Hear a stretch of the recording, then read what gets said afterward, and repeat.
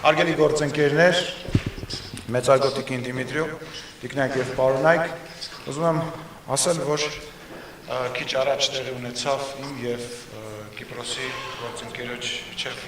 հանդիպումը, մենք քննարկեցինք բազմաթիվ երկկողմ հարաբերություններ, մեր կողմից նաև առաջարկ եղավ բարձրացնել մեր համագործակցության աստիճանը մինչև ռազմավարական գործընկերության համագործակցության և Տիկին Դիմիտրիոն իր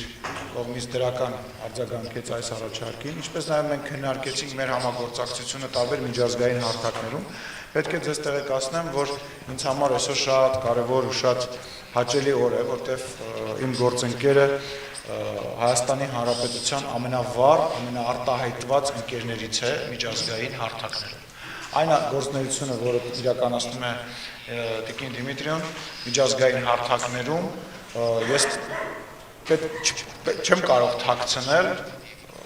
պետք է ասեմ, որ մենք այն հարթակներում, որտեղ իմ գործընկերը ներկայացված է, ունենք երկու խոսափող, այսինքն մենք երկու անգամ ավել ենք ներկայացված և ինչի համար և ես Տիկին Դիմիտրիոն և մեր բարեկամ Կիպրոսին շատ շնորհակալ եմ և պետք է ասեմ, որ Հայաստանը նույնպես մշտապես Կիպրոսի կողքին է և Կիպրոսի ժողովրդի կողքին է և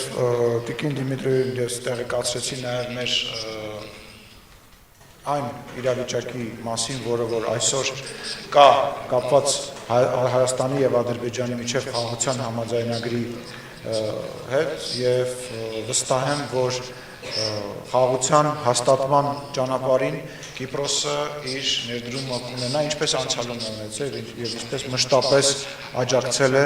այդ խնդրին։ Հայաստանը նույնպես իր կողմից մշտապես աջակցել է և աջակցելու է Կիպրոսի խնդրին և